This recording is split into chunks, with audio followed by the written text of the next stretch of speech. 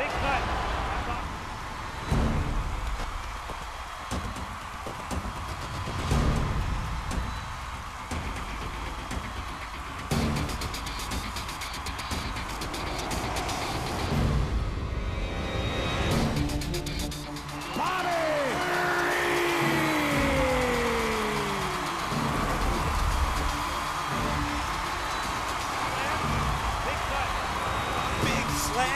Rampage Jackson. And that's it.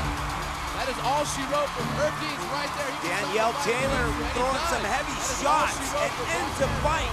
Cutler is out. Insane airplane toss by Charles Krazy. Atlantic takedowns. Huge knees. Two huge knees. And there she is, Ronda Rousey making her pro debut in excellent fashion. Jamie Colleen just destroying. Cutler says, no more, I'm out.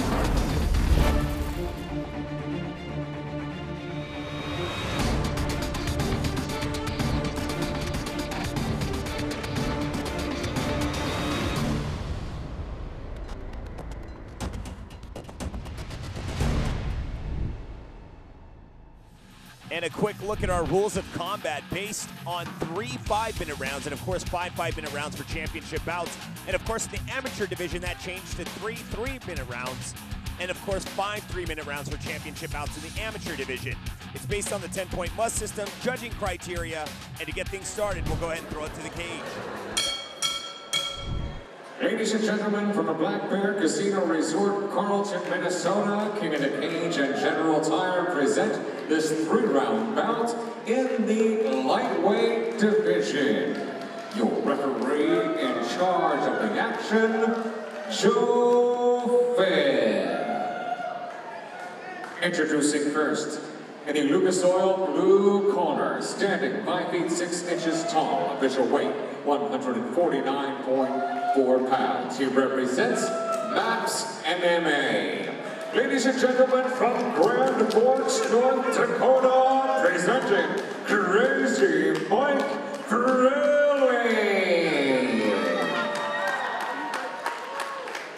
Here you're supported across the cage, fighting out of our General Tire red corner, stands at 5 feet 9 inches tall. Official weight 154.4 pounds. He represents Northbred MMA. Ladies and gentlemen, from Thief River Falls, Minnesota, presenting Tendon Polchinski. And here we go, our first matchup of the evening in the lightweight division, amateur division, scheduled for 3 3-minute rounds, as Devin Polchinski gets set to take on Michael Frayling. Frayling takes a knee to the body and a couple shots to the dome, and they are just slugging it out quickly and immediately trying to end this fight. You see Frayling closing in the distance here. That was a pretty heavy knee he took just there, and just keeps tapping him in there like that, but they're going to take it back to the ground. And right now, Frayling is just continuing to work from the full guard, trying to push this down, trying to create that space, but Polchinski's doing a really good job of maintaining control here from the back. Polchinski able to land those those vital heavy blows right there in the beginning. Frayling is definitely going to be feeling that already from right here. It's, those gut shots, they'll win you. Absolutely, trying to take a little bit of wind out of Polchinski, but Polchinski is now taking some shots from the bottom. And a little over 2 minutes remaining this round, and Frayling doing a pretty good job of controlling this now. Once again, we're here at Black Bear Casino Resort, Carlton, Minnesota, for another night of mixed martial arts action, brought to you in part by Lucas Oil. Made in America, sold to the world, and of course, General Tire. Anywhere is possible. Frayling continues to stay busy here.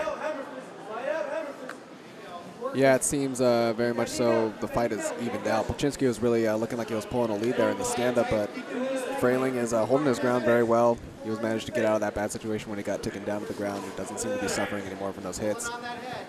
Staying heavy, staying on top, landing blows whenever he can. Frayling continues here on the ground. I'm hoping the ref is going to stand this up at this point. Seems as though this is kind of dragging out here on the ground, unfortunately. And that's probably what Polchinski wants, is Probably a stand up from the ref at this point. Reset their positions. Oh. And now trying to pull on the armbar here. Polchinski, oh. Holding on, and it looks like he's in a little bit of trouble. Dangerous position. but it looks like Frayling's about to bust out of this position, but it doesn't. Now it's starting to tighten up as he continues to get the left leg under that kneecap. And Frayling looking for a slam. Good to get that slam. That's a dangerous situation for both fighters there. You know, you're elevated off to the ground. Is it going to be worth it, or are you going to get slammed on the back of your neck? I've seen people get knocked out plenty of times from those. Oh, again, another slam, back of the head. And continues to just hold on here. 24 seconds to finish this, and it looks like he was just about to tap. It's pretty close. And look, Frayling is now in a bad position once again, but breaks free and withers that storm. 12 seconds, now 9 seconds. Frayling does a wonderful job of getting out of harm's way. And Polchinski just trying to make him pay for getting out of there. But Frayling getting a little sloppy. Let's take a quick look at the round, man. What a incredible round and escape by Michael Frayling. Let's take a quick look at this. Polchinski starting out very explosive, landing those, you know, those heavy knees to the stomach. We were talking about that earlier. Eventually took Frayling to the ground, but what seems like once it got to the ground, it was Frayling's game. You know, he was much more in control. He was becoming much more focused and was actually able to land quite a few heavy hits as well as those slams. And right here you can see that he's trying to pull onto that armbar, and it was a very dangerous situation for Frayling, and he tried to slam his way out of it. Eventually he would, but we'll see how it is going into this round as we head off into round 2. Second round. Ready? Ready? Fight. And here we go. We'll see if they take things a little slow. Oh. Nice body kick delivered by Frayling. And they are going toe-to-toe once again. Yeah, he says he wants to turn up the heat for the beginning of this round too, but looks like they're going to keep rolling it out. Polchinski continues with the knees. Michael Frayling backs up. Trying to go with another body kick, but that seems to be his demise. It keeps working against him as Polchinski is able to counter-strike and his counter ability against Frayling. Polchinski just continues to press forward.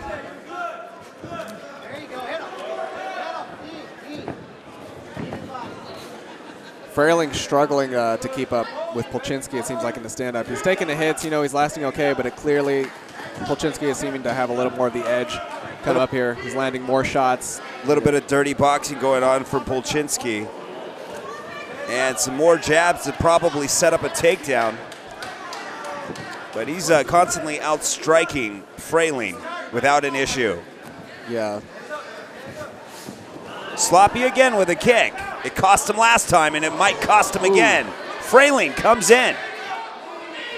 More shots. Now, I'm surprised. I would think Frayling would want to take it back to the grounds. It seemed like that's where he was doing a lot better last round, but he looks like he wants to stand and go toe-to-toe. He wants to keep going. If he can take the punches, I mean, by all means, but it's a dangerous game. Yeah, there's only so many punches you can take, and especially like someone Polchinski just constantly pushing forward, leaving Frayling guessing the entire time. Yeah, definitely. Polchinski looks focused. You know, he knows where his punches are going. He's calculating. He's going in close. He's staying, keeping his hands up. Frayling just utilizes his face as a blocking of the shots. His hands are low, and that's just a sign of exhaustion. Yeah. Needs to keep those hands high. Taking quite a few gut shots that we've seen over the last couple rounds. They're definitely contributing to that fatigue. Only knees to the body, no knees to the head. That is a rule here in the amateur division. Just heads up for the viewers at home. More shots being exchanged between the two. I don't know how many more Frayling could take, but man, he's still in it to win it. Off balance a bit. Shoots in for a single leg attempt. Now double leg. Not gonna happen. Polchinski blocks that immediately. Polchinski continues to just throw some damage to the body. Final seconds remains, and another body shot by Frayling. Yeah, Polchinski just looking like the more focused fighter this round. He's shot, he looks like he has a plan. He's calculating, he's keeping his hands up, he's staying sharp. Frailing, I can't say the same for him on the other hand. Let's take a quick look at the replay. You can see Polchinski just dominant on the feet when it comes to the stand-up game between these two. Frailing is just left to be guessing this entire round. Yeah. And getting exhausted, leaving his hands low, the sloppy roundhouse kicks and all that really will not pay off in the long run. Yeah. I mean, to his defense, he has managed to land a couple of heavy hits here and there. And, of course, the body kicks as well. Yeah, but it's just, if this is going to go in the long run and he's going to go till the end, that's not going to be enough. The matchup between Michael Frailing and Devin Polchinski. Yeah, I'm definitely looking to see if Frailing's going to change up his style, if he's going to try to take it back to the ground. He may just want to keep standing up. But, I mean, at the moment, it looks like some change could be good for him if he wants to try something out. Michael Frailing just working very tough, still hanging in there after all this time, but you could tell he's exhausted. But he's not going to make it easy for Polchinski tonight. Polchinski's going to have to work for that win. Definitely. And it looks like it may go the distance. Yeah, at this point, both fighters you could definitely see a little bit of fatigue from them, but Polchinski still looking like he's a little bit ahead in the game on that. More shots delivered by Frailing. Just exchanging blows.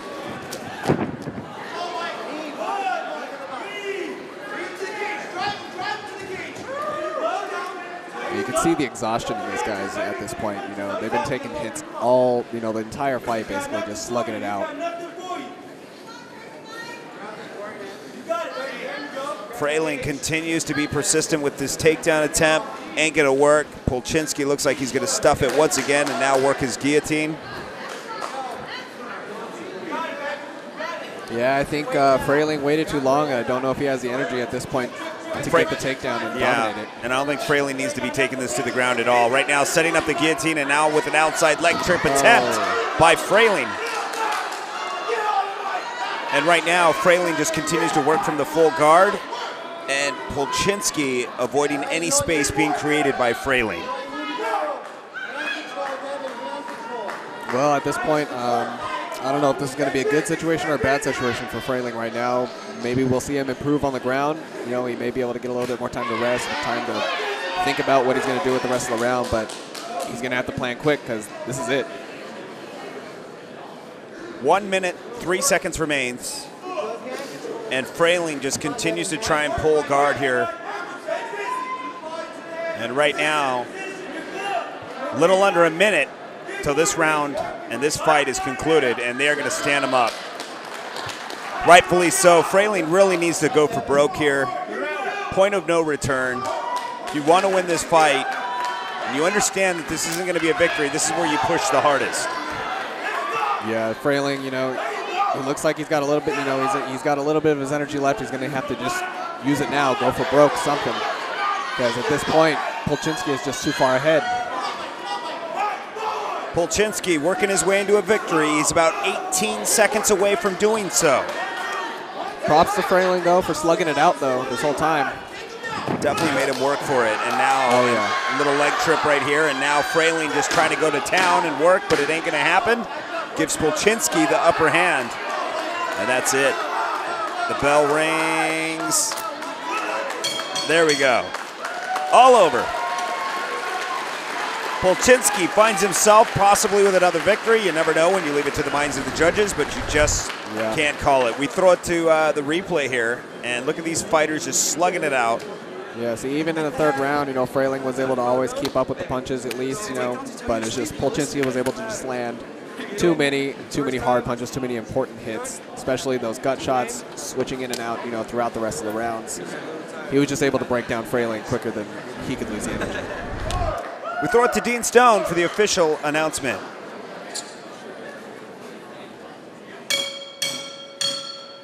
Ladies and gentlemen, after 3 rounds of action here in the great state of Minnesota, we go to the judges' scorecards, and all 3 judges at cage side.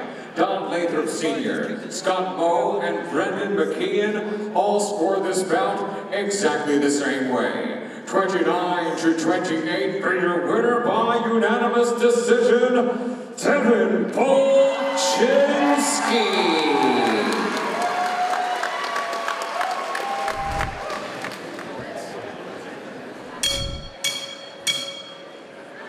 Ladies and gentlemen, from the Black Bear Casino Resort, Carlton, Minnesota, King of the Cage and General Tire present this 3-round bout in the middleweight division. Your referee in charge of the action, Cecil Peoples. Introducing first, in the Lucas Oil blue corner, standing 6 feet tall, official weight 187.8 pounds. He represents MAP Training. Ladies and gentlemen, from Grand Forks, North Dakota, presenting Manitoua Mana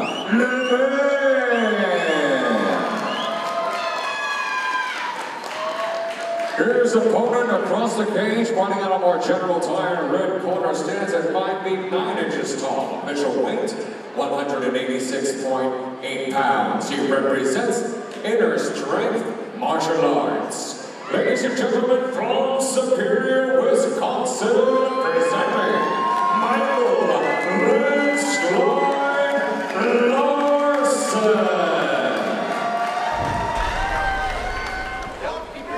And here we go, round one. Manitoua Lemaire set to take on Michael Larson out of Superior, Wisconsin.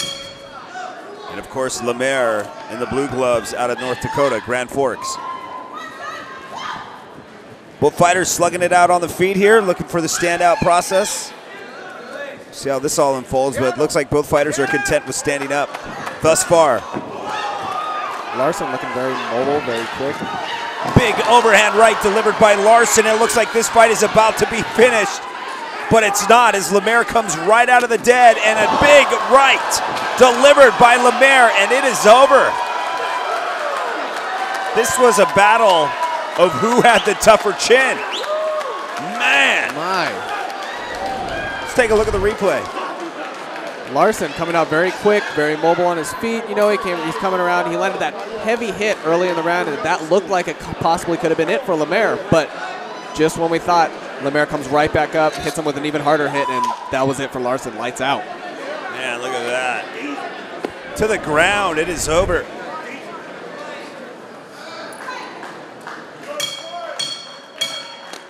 Ladies and gentlemen, the official time, 41 seconds of round number one.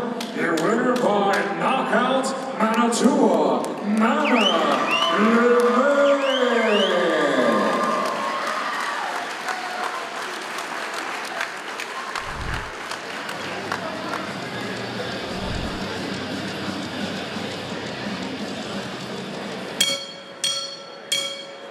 Ladies and gentlemen, from the beautiful Black Bear Casino Resort, Carlton, Minnesota, King of the Cage and General Tire present this 3-round bout in the lightweight division. Your referee in charge of the action, Joe Faber. Introducing first, in the Lucas Oil blue corner, standing 5 feet 8 inches tall, official weight 154.8 pounds. Ladies and gentlemen, from Waukegan, Illinois, presenting Franklin Springfield. His opponent across the cage, fighting out of our General Tire red corner, stands at 5 feet 9 inches tall, official weight 158.6 pounds. He represents Northbred MMA. Ladies and gentlemen, from Brooks, Minnesota, presenting Krazy.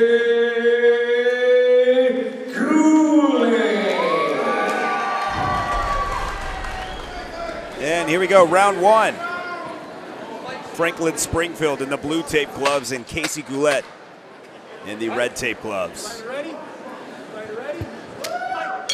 Here we go. Scheduled for 3 3-minute rounds in the amateur division. Both fighters weighing in at 155, and now they're about to slug it out immediately.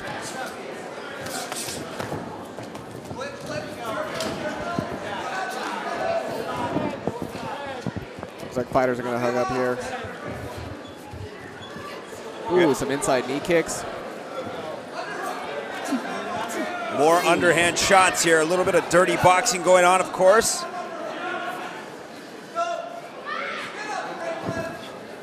Casey Goulet just continues with some knees to the body, mixing it up, trying to take this to the ground. But it looks like Franklin Springfield has some other plans. Looks like Franklin wants to keep this on the feet. He looks pretty comfortable. Oh, yeah. He's looking confident. He's looking sharp. He's keeping his guard up straight. There we go. And a great stuff by Springfield thus far. As Goulet just continues to stay persistent, now it looks like Springfield's going to take the back. Yeah, Goulet definitely looking like he wants to be the aggressor on the stand-up, but for Springfield, you know, he looked primed and ready, just waiting for his opportunity, and when it opened itself up, he's taking it. Now look at him now, he's in his best position he can ask for, taking the back. Oh. See what he can make out of this. Goulet just continuing to stay in position here, keeping Springfield from pursuing any gain on position right now.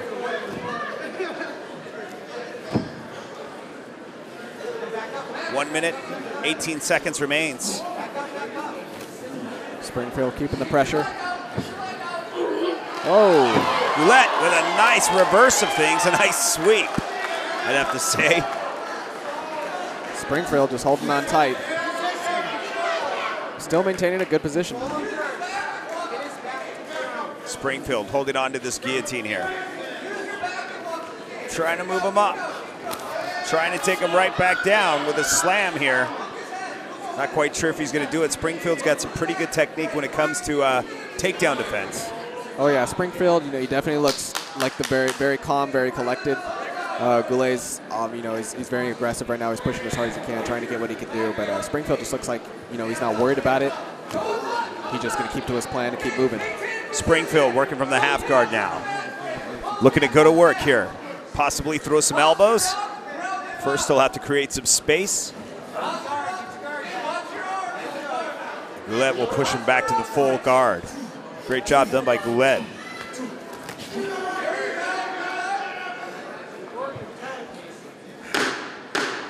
Springfield holding in tight. Goulet just trying to work those body shots as much as he can. And that will be it. From the Black Bear Casino Resort Casino, Carlton, Minnesota. This is King of the Cage. Let's take a quick look at the replay once again of round one. Yeah, we saw those Goulet landing a lot of those inside kicks. You know, he lands some fairly heavy shots. Those gut shots right there, we see that. But once it got taken down to the ground, you know, Springfield just started dominating. It looked like that was his game. Springfield staying confident on the stand-up as well, but. And welcome back to Black Bear Casino Resort, Carlton, Minnesota. King of the Cage as we enter round two. Franklin Springfield in the blue tape gloves and Casey Goulet in the red gloves. So tonight it's been a pretty good display of stand-up between these two. And of course Franklin Springfield displaying that he's got good takedown defense with his wrestling ability. We'll see how Goulet's going to enter this again. Yeah, both fighters looking very confident in their stand-up and just confident in general. Springfield definitely looking like he has a little more. Oh, as I say that, though, he's taking the hits. Goulet looking a little more unpredictable for what Springfield's tastes are. Looks like Goulet's a little bit faster with those hands when he gets on the inside and delivers a nice outside leg kick, and a little receipt for that by Springfield. Man, these guys are slugging it out. Goulet utilizing that freak strength, I call it. Look at this. Yeah, you can really hear Goulet. He's just, you know, he's using all of his strength as much as he can. He's going 150%, trying to overwhelm Springfield as much as he can, and it's working to his advantage right now. Let me just clarify, you know, freak strength, I mean that with the utmost respect, because, man, that is just incredible. You just hear it, man, but then gets things reversed here because Springfield says, I got that strength too. And everything has a cost, you know. You got to make sure to manage that strength and make sure you don't burn yourself out too early. 1 minute, 52 seconds remains. And so far it's been a pretty even fight. Goulet looks like he's landed some more significant shots when it comes to the stand-up. But so far it's been an all-out grappling and stand-up war between these two.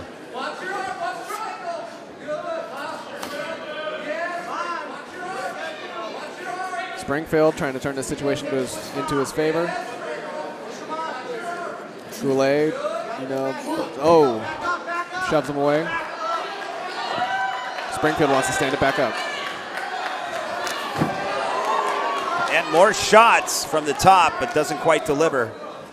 And they'll be back on their feet.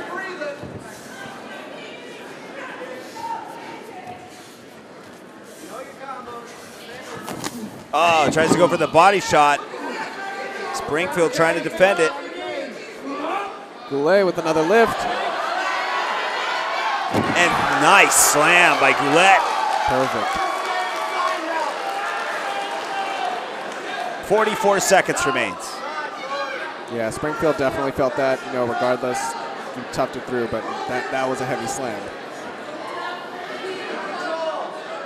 33 seconds, and both fighters just continue to stay busy. Goulet really pushing the pace this round, and I think this is going to separate him from Springfield if he keeps it up this way. Yeah, at this point, the more, you know, the longer this round goes on, it's more of a closer of a match I'm seeing it as. No clear victor here. Get your head out. You need hand control, Casey. Get control of that hand. Get control of that hand. Round is almost coming to a close here. And that's it. So there will be a Chapter 3. So far it's been going in the favor of Goulet if this does go to the judges. But right here, this is where he comes up with that strength, and I think the big slam comes after this.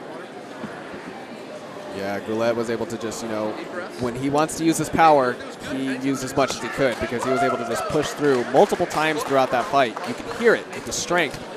He's able to, you know, pull off things when you think he's winded right off the bat. You never know, that adrenaline that's pumping make you do amazing things. And right here, just staying in control on top from side control, scoring major points. And here we go, round 3. Who would have thought this was going to happen the way these guys were slugging it out earlier in round 1? Yeah, I'm honestly surprised. I don't know who this could really go to anybody. This is what's going to determine what's going to happen. You know, we could see a knockout, we could see a decision. At this point, it's just, you know, right off the bat, we see that power we were just talking about.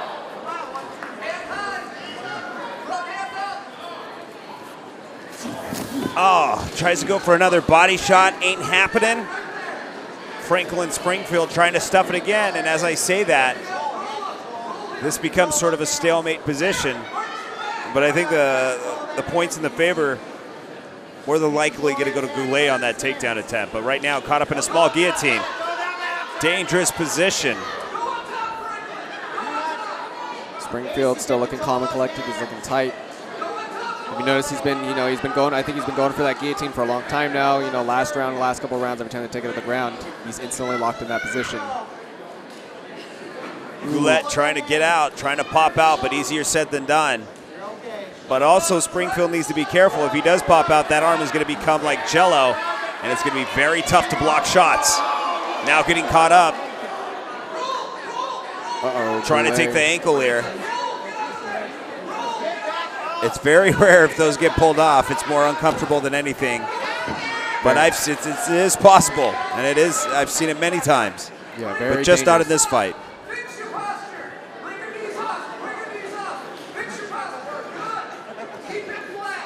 Springfield still managing to keep a dominant position. And finally, the ref will stand him up. It's a good call. Pressing the action here. Springfield looking a little winded. Yeah, taking some major knees, and now some shots by Gruel running. A bit confused. And he'll get slammed up against the cage there. And another slam. These slams are going to score him points majorly and almost damages the arm of Springfield. Goulet really making a use. They get that crowd advantage too. You can walk them all the way across the ring and slam it back down. That's only going to get everyone else on your side too. The judges, everyone sees that. It's a display of power. 32 seconds. And Goulet is trying to trap the arm here, sort of a crucifix position, half a crucifix I'd have to call it. This just continues to keep your opponent in place so you can deliver some elbows, trapping both of their arms. And he's trying to score every last-minute point he can, and rightfully so. Great job done by Goulet as he punches his way into a victory. I'd be really surprised if Springfield wins this fight. Yeah, Goulet was really easy. You know, he was really able to push his weight forward and push his power forward and take it to the next level this round. I think he took it. Let's take a quick look at the replay here. Some of the highlights of this the third round. Right here, takes that leg, starts to set up the takedown attempt. Instead, starts throwing some heavy shots. And right here, almost gets caught up in a guillotine. He's able to pop his head out, and this is where Goulet was able to capitalize on that and get a nice takedown. That right there puts an exclamation mark on that round. We throw it to Dean Stone for the official announcement. Ladies and gentlemen, after 3 rounds of lightweight action here in the land of 10,000 lakes, we go to the judges' scorecards. Judge Don Lathrop Sr. scores this bout 30-27, while judges Scott Moe and Brendan McKeon both score it 29-28. All 3 in favor of your winner by unanimous decision, Casey Goulet.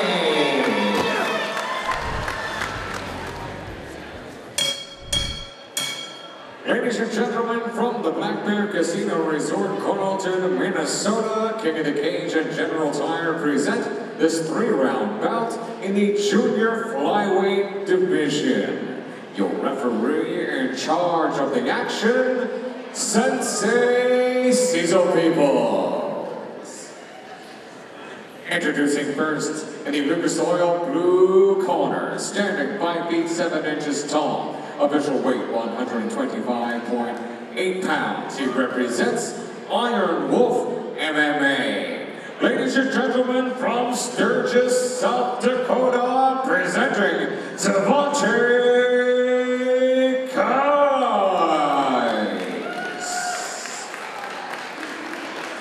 His opponent across the cage, fighting out of our General Tire red corner, stands at 5 feet 9 inches tall, official weight 126.8 pounds. He represents the Minnesota Martial Arts Academy. Ladies and gentlemen, from Brooklyn Center, Minnesota, presenting Michael Sabino Chocondo.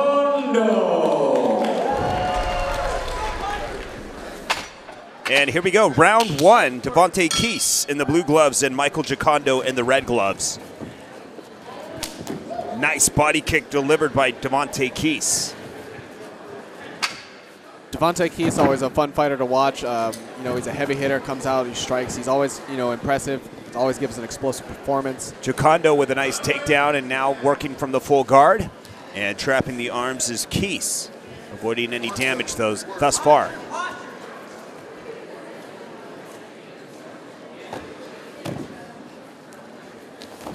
Giocondo doing what he can to improve his position.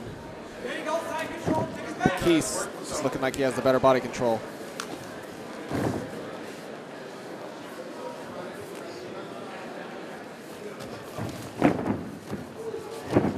And back on their feet, Giocondo stuffs that takedown attempt. Somebody claps for that, a little bit of A for effort there. And looking for that takedown is Devontae.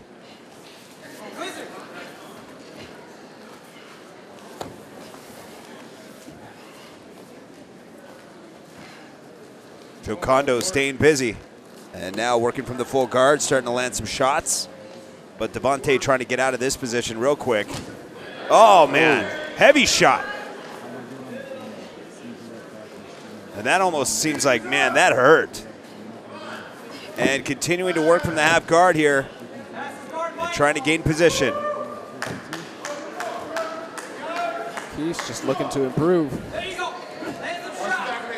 Giocondo just getting in those heavy strikes whenever he can. Devontae Kais just working from you know, a blind position here, which is very tough, as Giocondo is able to land some shots from behind. Slams her right back to the mat as Joe Kondo. Oh, the shots from underneath. Those are some of the most painful shots.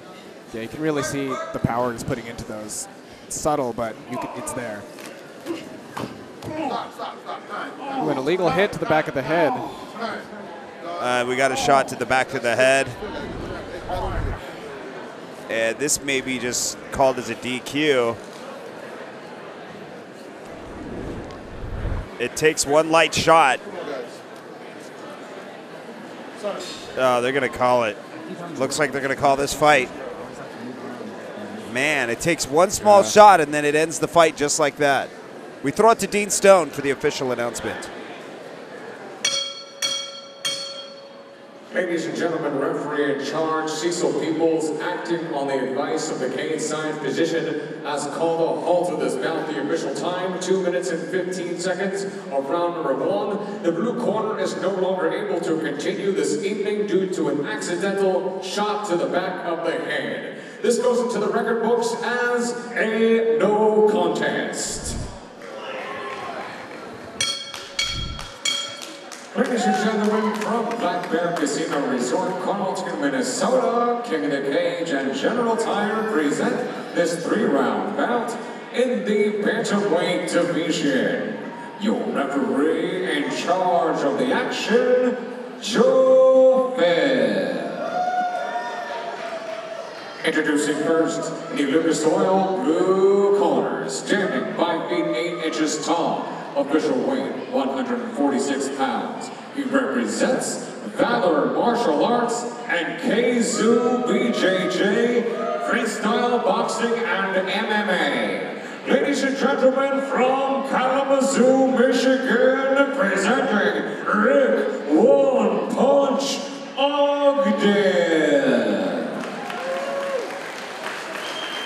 His opponent across the cage, fighting out of our General Tire red corner, stands at 5 feet 6 inches tall. Official weight 146.4 pounds. He represents Apex and Freight Train MMA. Ladies and gentlemen, from Duluth, Minnesota, presenting Jesse Rowdy.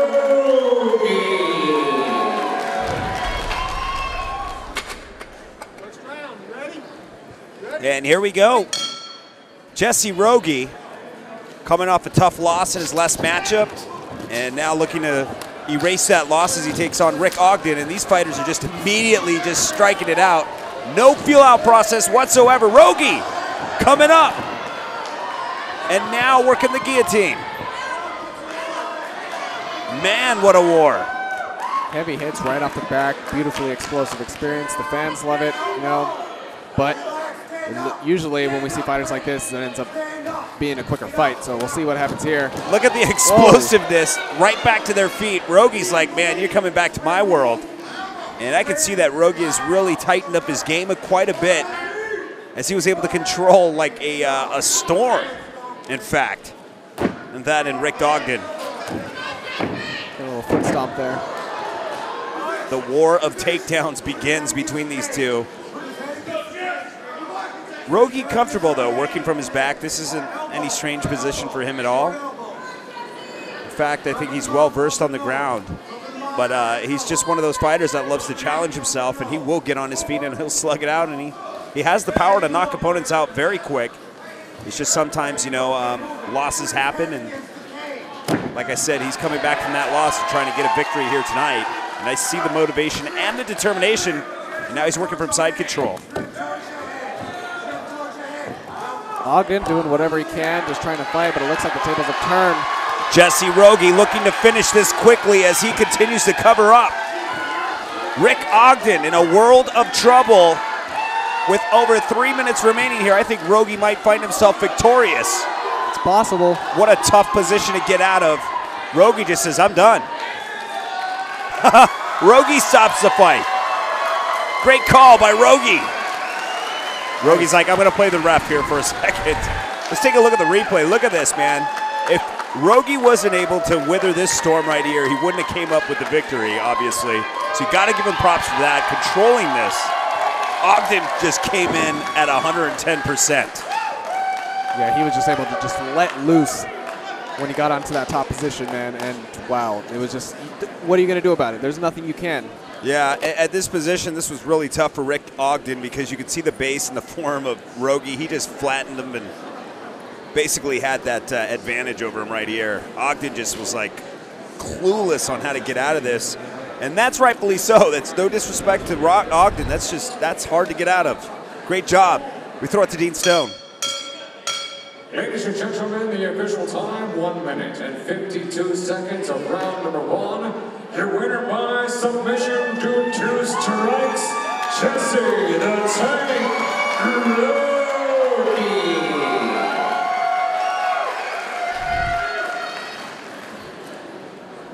Here is Rocco, the Dirty Moose Rocco. Well, I guess he's going by Rocco Sirocco, but I've announced him as Dino Sirocco, who has fought a middleweight amateur champion, Kyle Angerman, in the past, and really put up a good fight. It's good to have him back as he's set to take on Tom Krenzel. But this is going to be a really tough fight for Dino because Tom is beast. I mean, you look at the guy, he just gets in there and he will just outstrike his opponents. He's a really tall guy, so that works for him as well. But Dino Sirocco, let it be known, he's got some heavy hands of his own as well. Tonight's event is being brought to you in part by Lucas Oil. And of course, we want to thank the folks at General Tire. Anywhere is possible. And of course, Accurate Fishing.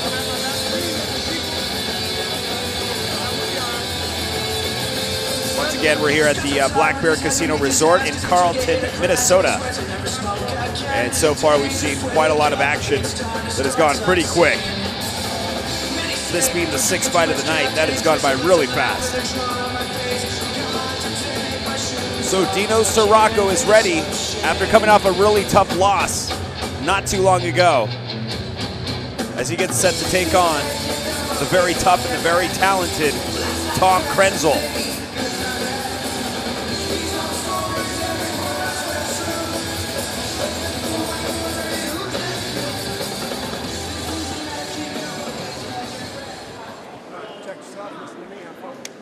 Here is Tom Ponyboy Krenzel.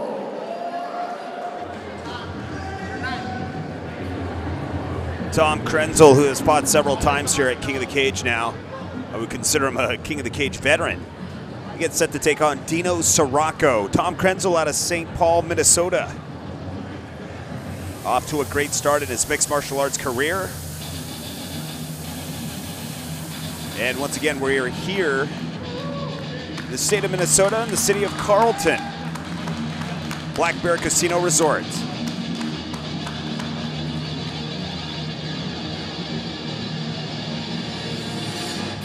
And of course, tonight's event being brought to you in part by Lucas Oil, made in America, sold to the world, and of course, General Tire. Anywhere is possible.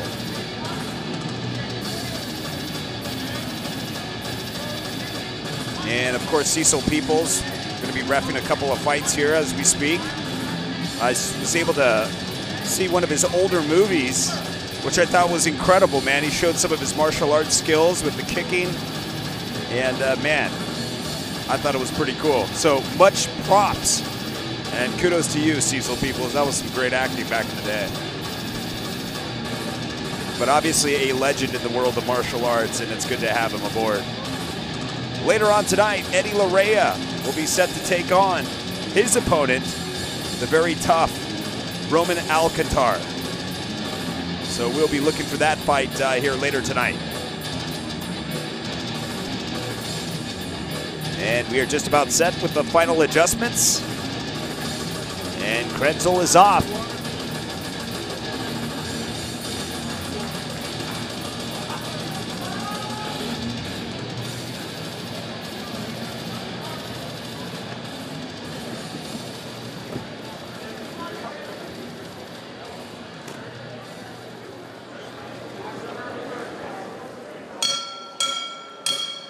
Ladies and gentlemen, from the Black Bear Casino Resort, Carlton, Minnesota, King of the Cage and General Tire present this 3-round bout in the middleweight division. Your referee in charge of the action, Joe Phipp. Introducing first, in the Lucas Oil blue corner, standing 5 feet 9 inches tall, official weight 185.2 pounds. He represents St. Cloud Boxing and Starr Brazilian Jiu-Jitsu. Ladies and gentlemen, from St. Cloud, Minnesota, presenting Rocco, the Dirty Moose, Sirocco.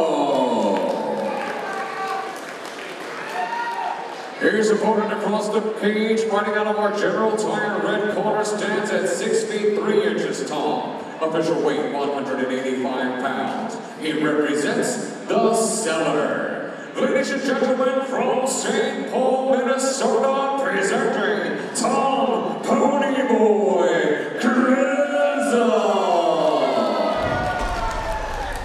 And here we go, Tom Krenzel.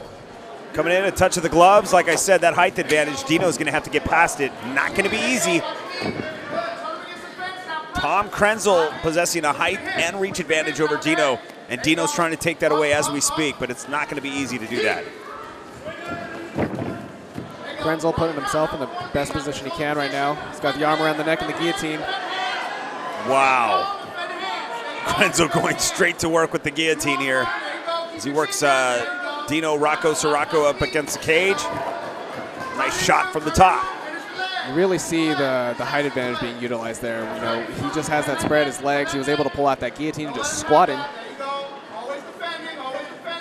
And Dino Sirocco, you can see that Tom Krenzel's making him pay for that takedown attempt. He's like, all right, you want to take me down? Let me show you my takedown defense. And this is just a display of that right now. Oh, man. Nice knee. Krenzel just able to land those heavy hits. Dino needs to set up those takedown attempts, man. You can't just go for a takedown. And Tom Krenzel's going to make you pay for that. Very, very tough fight. Sirocco looking like he's slowing down a little bit here, but right now Sirocco really trying to utilize this takedown attempt. Krenzel's going to make him pay constantly here. 1 minute, 26 seconds remains. And it looks like Dino's going to get this takedown. Oh, man! The persistence pays off. Great job done by Dino Sirocco. Yeah, Sirocco able to give himself some more points. You know, he wasn't looking too good, you know, beginning of this round, but that definitely shows us that he says, hey, you know, I'm not out of this fight. I'm still gonna, you know, I'm gonna do some damage, whether or not whatever's gonna happen, you know, he's still gonna try his hardest. Staying busy is Dino Sirocco. Trying to work some magic here, but Krenzel trapping those arms. No damage delivered quite yet. Krenzel looking to stand this up. That's exactly what he does, and I sense a knee coming very soon. Dino worked so hard for that takedown. Can he get it again? Can he pull it off? Krenzel with an outside leg kick. Oh! Too many consecutive hits right there, dude. You know, those are really gonna. You can't just ignore those and shake them off. You know, some fighters can, but there's only so many. It's gonna rock you. You're gonna get fuzzy. It looks like Krenzel right now, if you're getting that leg around the neck.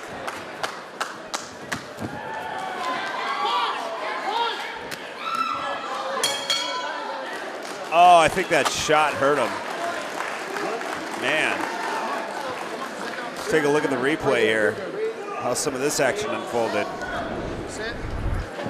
Dino Sirocco takes some major shots from the top here. Still persistent with that takedown. He ultimately gets it though. Much respect in that regards.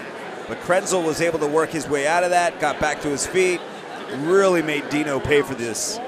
Took a couple shots there and then went from the bottom. And that looked like a hook right on the chin. Good catch. Yeah, Sirocco's still showing that he can hang in there, though. You know, he's definitely being able to take the hits, and he's at least, you know, putting in work when it counts. But if he doesn't step his game up, Krenzel's looking to dominate. Krenzel really utilizing that height advantage we saw in round 1.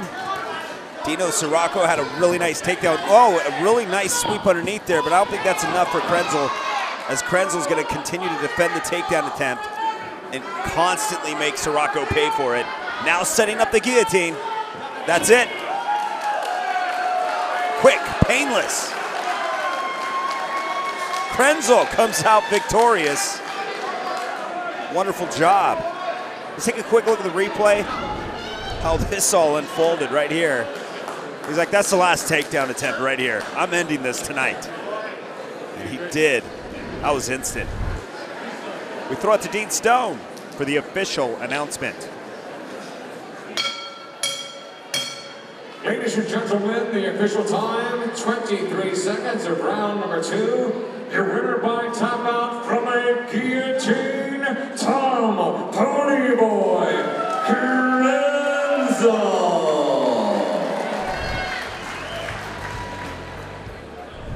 Here is Eddie Rock and Roll Larea.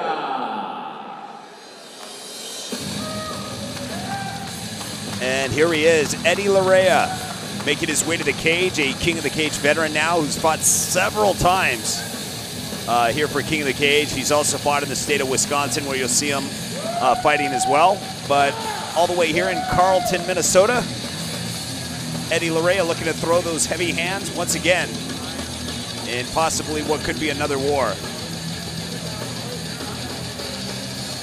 Like I said, every fight that Eddie Larea is in, he obviously has showed that he has the endurance and he's got the cardio and he can go the distance. So he's a really well-rounded fighter. And in order for his opponent to get further, Roman Alcantar, he's obviously going to have to get through Eddie Larea, and that's not going to be an easy task here tonight.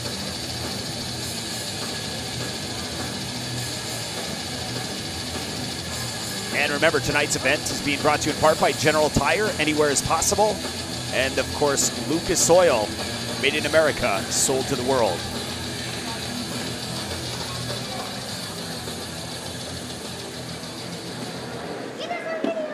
Here is Roman La Bestia Alcantar. And there he is, Roman Alcantar, making his way to the cage, fighting out of the red corner, looking to utilize his skill against the tough and well-rounded skills of Eddie Larea, who has proven in the past that he's got heavy hands. He can knock you out with one punch. So that's something that Roman, I'm sure him and his corner has taken into consideration. Sometimes you just can't take that risk, but Roman's a very well-rounded fighter when it comes to the ground game as well. So, you know, that's something Eddie's going to have to look out for as well. The only reason why I say that is Eddie Larea, most of his fights are on the feet every time we're able to witness it. So, you know, his fights really never have to go to the ground. But tonight, Roman might just be that type of fighter to mix things up and obviously take it to the ground to switch things up, obviously.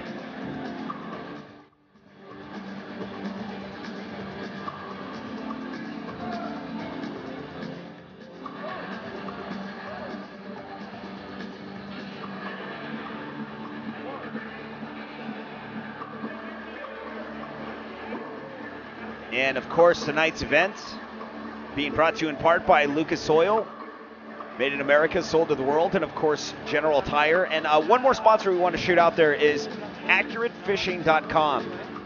For the best reels, fishing reels made in the United States of America, you got to check it out. Accurate Fishing Reel, high quality, you know, fishing reels for when you're out there deep sea fishing. Some great stuff. Check them out today. And we're just about set for this matchup between Eddie Larea and Roman Alcantar at a catch weight of 180 pounds.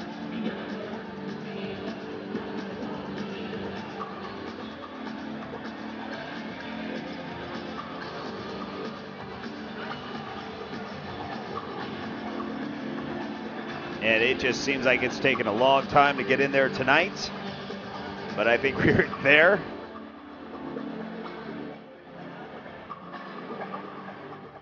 And we are all set to go.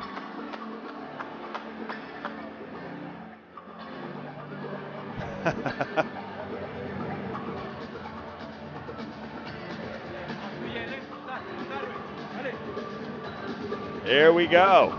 Man, this is like the longest entrance here. We're going to go ahead and throw it to the veteran voice of the cage, Dean Stone, to get this matchup underway in the catch weight of 180 pounds.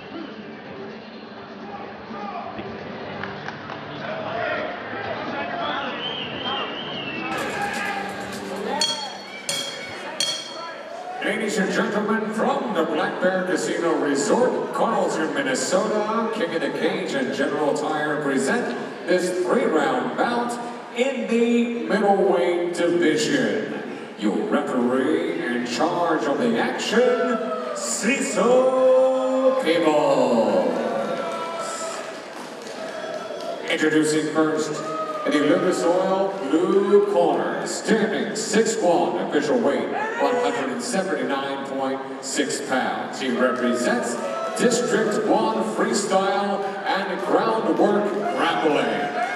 Ladies and gentlemen, from Ho Chunk Country, Wisconsin, presenting Eddie Rock and Roll Larea.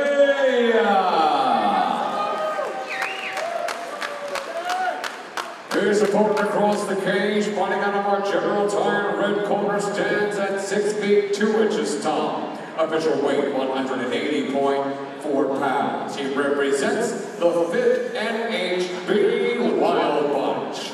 Ladies and gentlemen, from the ABQ Albuquerque, New Mexico, presenting Ramon La Bestia Alcantara.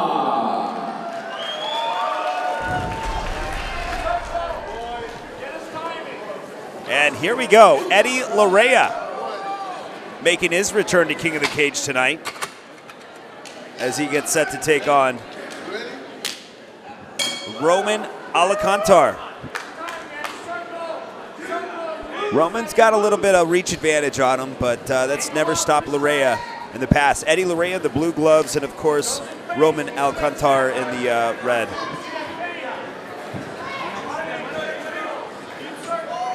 Both fighters just weighing out the situation right now, testing the waters. Larea is known to be a very tough opponent. You know, he'll go the distance, he'll take the hits. So, you know, Alcantara's really going to have to push forward. He's going to have to be extra aggressive. He's going to be just looking for a knockout or a takedown. Nice push kick by Roman. Roman takes an outside leg kick, tries to throw a right. Eddie Larea backs up a bit.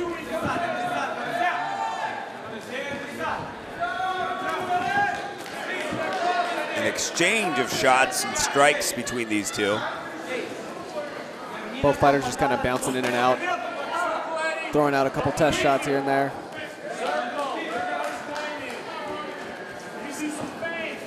I think they're really just trying to learn each other's patterns at the moment, but, you know, nobody's throwing any strikes. There's not really anything to learn off of.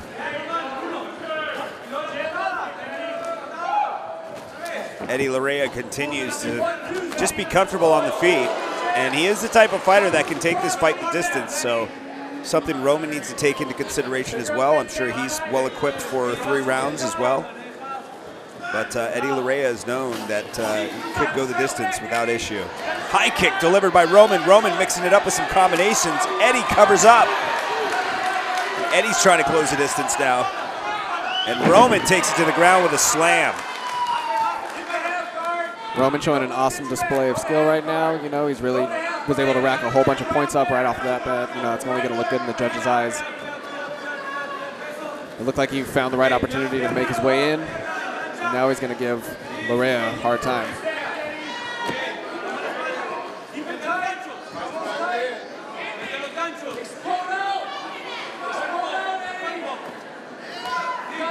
Larea in a really bad position right now.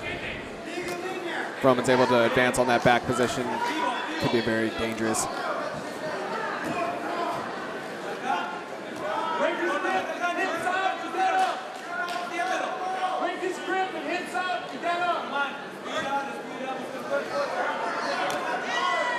Larea taking some heavy shots to the back, to the head.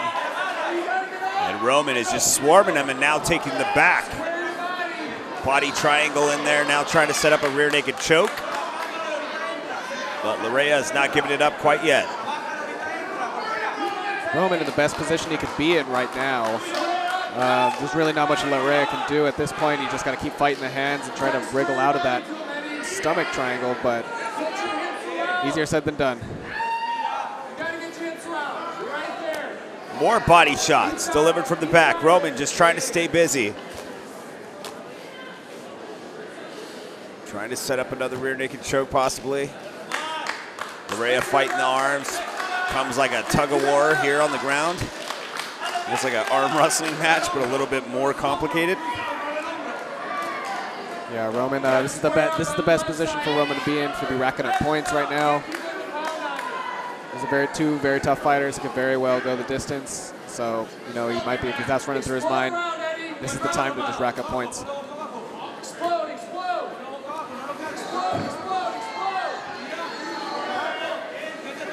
1 minute, 3 seconds remains. And Eddie Larea is just continuing to have to fight the control that Roman has over him right now.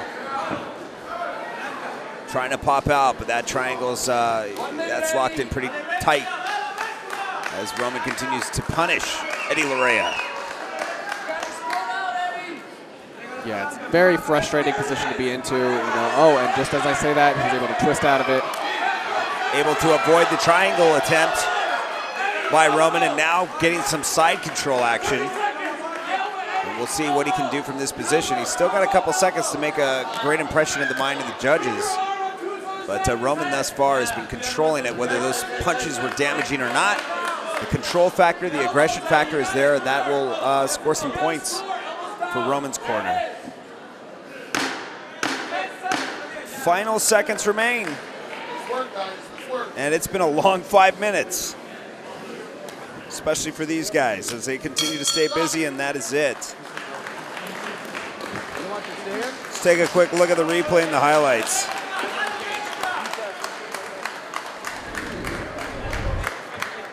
Roman gonna have to do, you know, Roman, if he's just gonna keep up his game, he's gonna keep racking up those points. You know, Larea is gonna have to do whatever he can to make up the difference, because at this rate, Roman took that round. It was, you know, it was close, but it's definitely in the favor of Roman. He was the aggressor. He landed more hits. He had that back control the whole round. And Roman just continues to dominate this fight. We'll see how round 2 goes. Eddie Larea putting that plan together here, but right here he would continue to try and take the back of Eddie and just punish him there for seconds on end, and able to score some last-minute points as well. And welcome back. Here we go. Black Bear Casino Resort, Carlton, Minnesota, king of the cage as we head off into round 2 between Eddie Larea and, of course, Roman Alcantar. Roman with the red tape gloves and Eddie with the blue tape. We'll see if Roman can keep up the good work, keep up the lead. Might have a plan at this point if he's learned Eddie Larea's movements, if he's learned the patterns. He did very well last round. We're going to see if he can dominate this time too.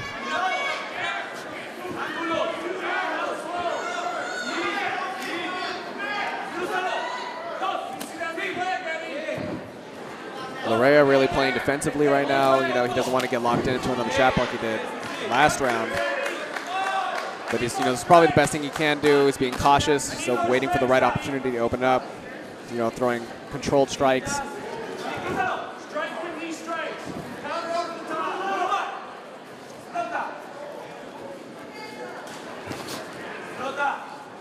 Eddie Larea continuing to be comfortable here on the feet, trying to take advantage as much as he can. Oh, man. The power behind that kick. Completely takes Eddie right off the mat. And now taking an elbow to the rib to top things off. You'll watch him really dig it in there. More shots to the body. You know, at this point, you can really see the strength behind the punches. He's not just punching for points. He's punching for damage.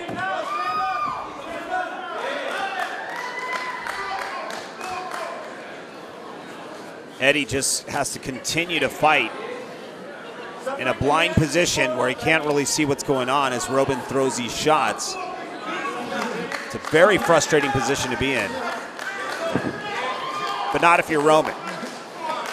deja vu from the first round. As we go right back to the same position as we were in round 1.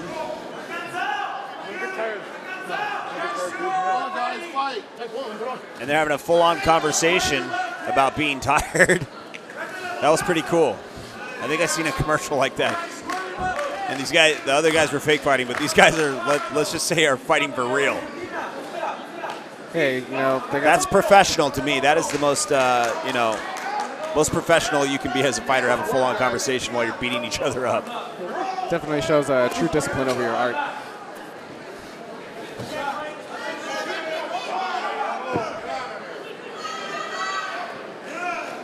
Roman able to secure that same body triangle that we saw earlier.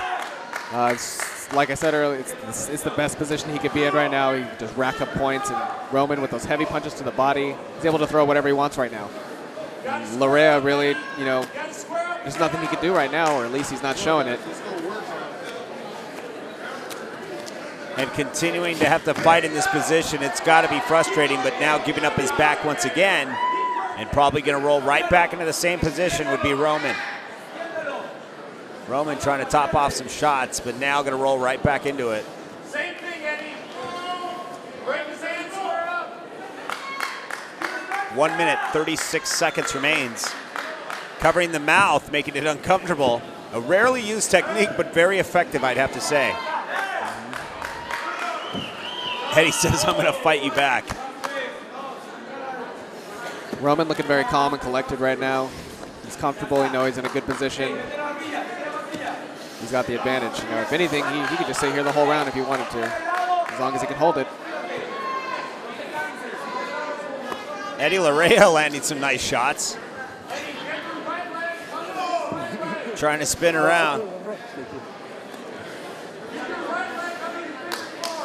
Gotta love it. These guys are having a full-on conversation. He's like, you gotta love that, right? Keep going.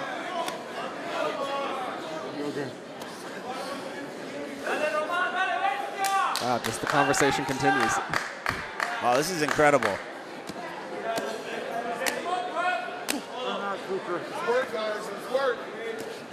Cecil Peoples is like, let's work. Less talking.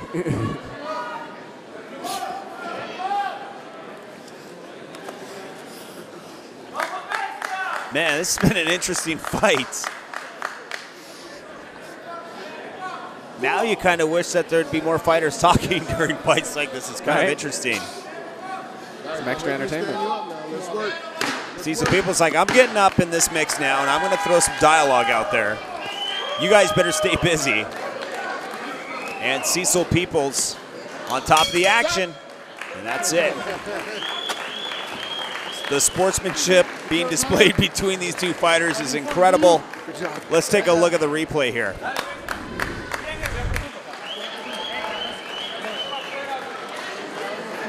There's that nice kick, yeah, where he lands him on the ground and immediately starts setting him up for another rear naked choke attempt. Really kept that body triangle tight the entire round. He was comfortable. He knew exactly what he was doing. He really could just sit there and do whatever he wanted to. And he was really just making use of those body shots, repeated face shots. You know, to Larea's defense, he was landing quite a few, you know, decent shots to the face, decent shots to the body whenever he could, but it was Roman's game. And here we go, round 3. Third and final round. Time to throw down. Eddie Larea with a nice heavy shot, ducks right out of the way. Roman says, no, if we're gonna do this in the third round, we're gonna slug it out. Right now, this is where the fireworks explode. Oh, Roman almost gets dropped but shakes it right off. Eddie throws a kick, gets a little excited, and Roman's able to go into safe mode here. Man, Roman was stunned there for a second. Yeah, probably really threw Roman off guard right there. Larea, he's still in it. He can still throw those heavy strikes. He's still dangerous. Yeah. If anything, that was a wake-up call for Roman to say, hey, you know, this isn't over yet. Things can still get, you know, bad. If he gets hit again like that, you never know. He was wobbled.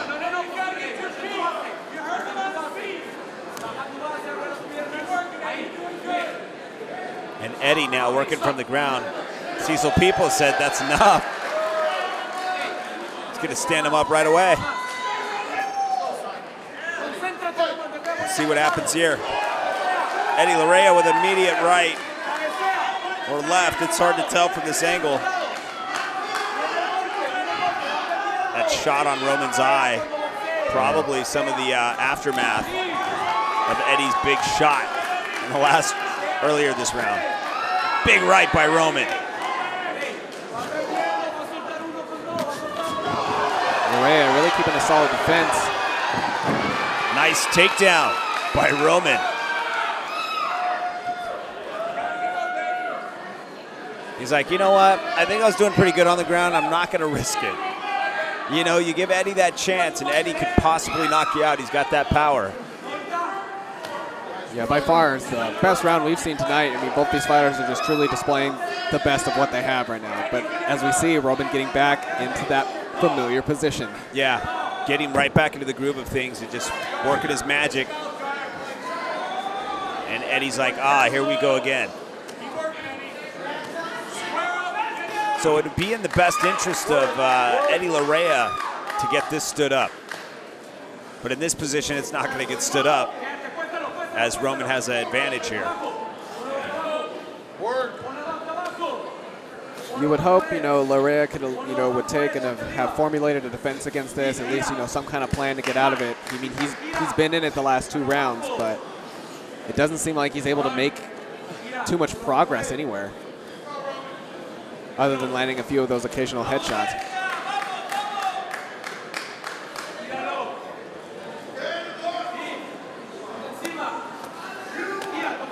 And staying busy from the back again is Roman.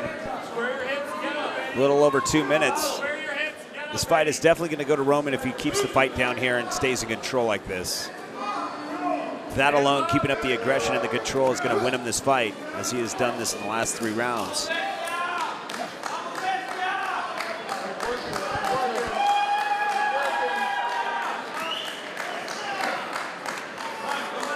Urijah really just trying to do the best he can right now.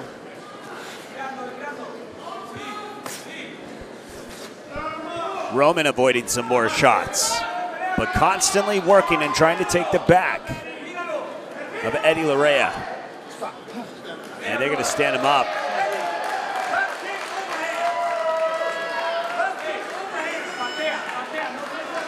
And here we go.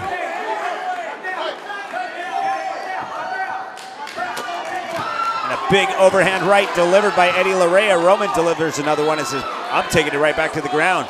You can see that Roman doesn't even want to take that risk. At this point, it would be such a gamble, not even worth it. Right here, Roman's able to probably pop off a couple shots in order to pass the guard, gain some more control, possibly take the back of Eddie Urijah again, like he has this entire fight. Yeah, at this point, you know, Roman knows he's in the lead. He knows that if he just plays it safe, keeps the pressure on like he's been doing, you know, this match is in the bag for him. And honestly, Urijah's best hope at winning this is, you know, taking out Roman for good. Yeah, very difficult to do at this time, too. With 26 seconds remaining, Eddie Urijah has got to be frustrated, going, man, just stand me up, unleash the beast. But Roman is sustaining the beast as we speak, as he continues to work from the full guard. I'm stuck. Stand up. I'm stuck on the guard.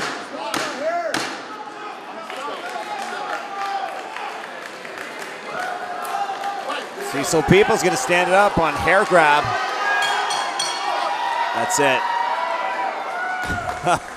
They're like 2 seconds. Let's take a quick look at the replay here. Judges are going to have to render a decision tonight. Very, very tough fight fought out by Roman. Here's that nice big right, and Roman just gets stunned a bit.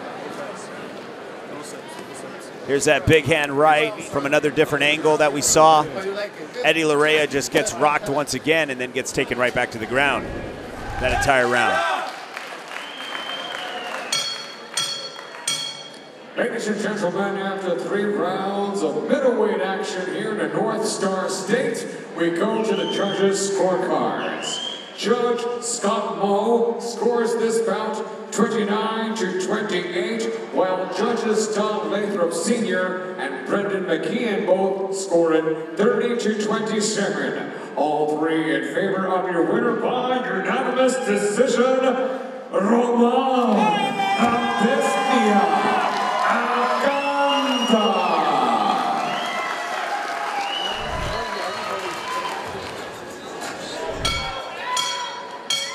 Ladies and gentlemen, from the beautiful Black Bear Casino Resort, Carlton, Minnesota, King of the Cage and General Tire present our co-featured bouts of the evening. Sanctioned by the Fond du Lac Band of Lake Superior, Chippewa Athletic Commission Director Mike Homango. It's in conjunction with King of the Cage Incorporated, President and Founder Terry Trebilcock Jr., Matchmaker Tom Bond, Promoter Jeff Mahalik. The three judges scoring this match will be Don Lathrop Sr., Scott Moe, and Brendan McKeon. After the bell rings, your referee in charge of the action, Cecil Peebles. And now, fight fans, here we go. Put your hands together. This is our co-feature of the evening. 3 rounds of MMA in the junior welterweight division. Introducing first, in the Lucas Oil blue corner, standing 5 feet 9 inches tall, official weight 160.8 pounds. This Golden Eagle Boxing Club fighter has competed in 26 professional bouts. Ladies and gentlemen, from Terre Haute, Indiana, presenting Starr Roberts.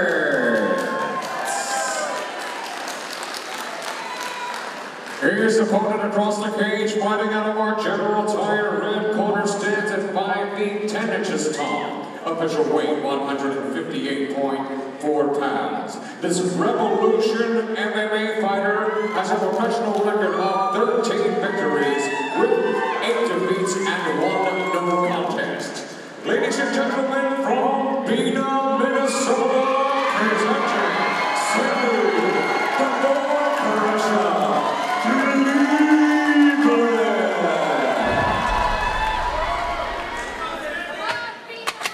And here we go. We are just about set to take on Starr Roberts and Sammy Cleveland. Starr Roberts in the blue gloves, Cleveland in the red gloves. Cleveland, a very, very quick fighter, very explosive, very dominant majority of the times when he gets in the cage. Roberts really staying calm and collected here, just watching the movements, trying to keep up with Cleveland, and so far so good. Looking like he's staying in control, he knows what he's doing. Cleveland real comfortable in the cage. This is several outings here at King of the Cage. And Sammy Cleveland is just a tough individual veteran. Been doing this for quite some time. You can just see how comfortable he is. He's willing to take risks just to make it exciting. That's the type of fighter we love here at King of the Cage. Shoots him for the takedown, and it looks like Roberts is able to stuff it just for a second there. Roberts still keeping his wits about him, man. He's really calm, despite the intimidation factor of Cleveland. Look at Cleveland will just keep rushing you. Roberts just waiting for the right opportunity. Cleveland is able to close the distance. And now looking for this takedown possibly, start working his ground magic.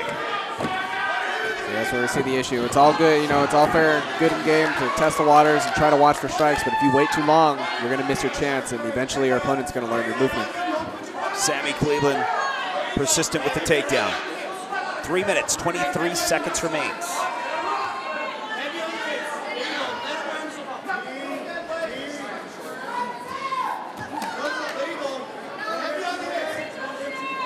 And here he goes, and he's going to get it.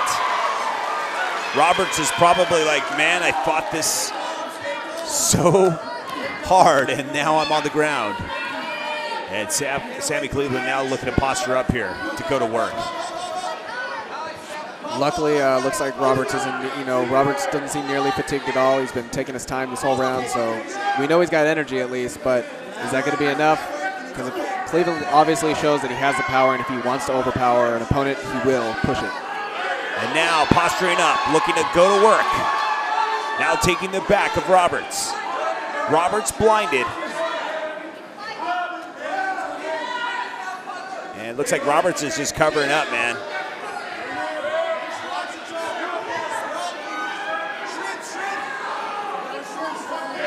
Cleveland looking for a rear naked choke possibly here.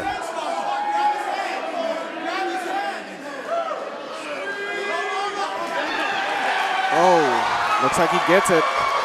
That's it. Let's take a look at the replay here.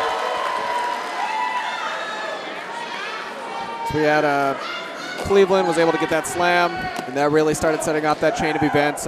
Wasn't looking good for Roberts, and Cleveland just capitalized on his positioning and was able to walk in on that rear naked choke. Ladies and gentlemen, the official time, 2 minutes and 11 seconds of the first round. Your winner by tap out via rear naked choke, the Bone Crusher, Sammy Cleveland.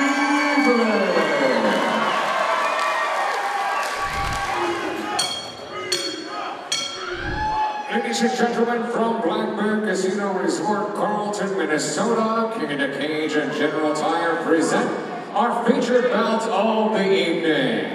Sanctioned by the Fond du Lac Man of Lake Superior Chippewa Athletic Commission Director, Mr. Mike Amango. It's in conjunction with King of the Cage Incorporated, President and Founder, Terry Trevilcock Jr., Matchmaker Tom Vaughn, Promoter Jeff Mahalik, Timekeeper at the bell, Jake Benson. The 3 judges scoring this bout will be Don Lathrop Sr., Scott Moe, and Brendan McKeon. After the bell rings, your referee in charge of the action from Tarzana, California, Cecil Peoples. And now for all the fight fans in attendance and the millions watching around the world. Minnesota, let's hear it. This is our main event of the evening. 3 rounds of MMA in the junior welterweight division. Introducing first, in the Lucas Oil blue corner, standing 6 feet tall, official weight 159.8 pounds. This Alpha Performance and Mario Roberto Jiu-Jitsu Academy fighter has a combined 15 victories. Ladies and gentlemen, from Rochester, Minnesota, presenting Cody Garness. His opponent across the cage, fighting out of our General Tire red corner, stands at 5 feet 10 inches tall, official weight 158.2 pounds. This inner strength martial arts fighter has a professional record of 5 victories with 1 defeat. Ladies and gentlemen, from Superior, Wisconsin, presenting the Assassin, Spina.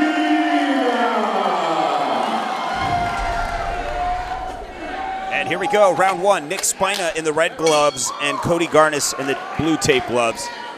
Garness showing that he's got a little bit of reach advantage over Spina. Spina comes in with a shot, closes the distance immediately. And Garness with the takedown. Garness usually, you know, he's a very speedy, very agile fighter. He can adapt. You know, he's got that height advantage, like you said. You know, he's really able to get himself into good positions, as we see right here. Takes the back, locks in the rear naked choke. Is he going to be able to get it? I think it is. I think it's a very dangerous position for Nick Spina. Spina just caught up in that body. Oh, he taps. That's it. That's it. Cody Garness pumped up, drops Spina on his head. Let's take a quick look at the replay. Man. That was very deep. Yeah, had it right away. Nick Spina knew, I'm gotta stop. I'm out. Ladies and gentlemen, the official time, 39 seconds of round number 1. Your winner by tap out via rear naked choke, Cody